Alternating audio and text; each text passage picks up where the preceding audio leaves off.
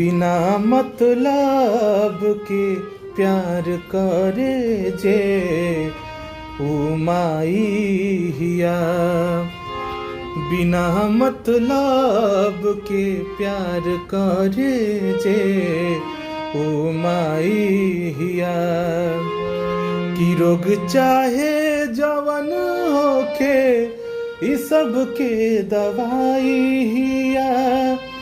की रोग चाहे जवन होखे ई सब के दवाई हिया।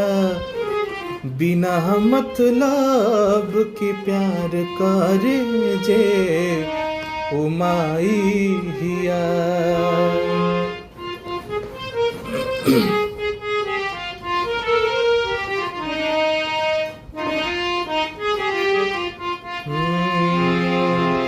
हमरा ला दुख उता बहुते उठैले बिया। कबो नाही उतरी ऐसन कर्जा चढ़ैले बिया।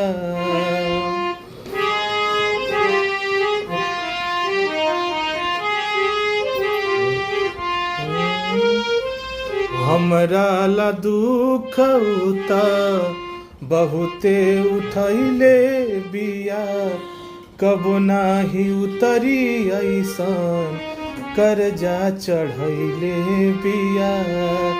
की रोग चाहे जवन होखे ई सब के दवाई हिया।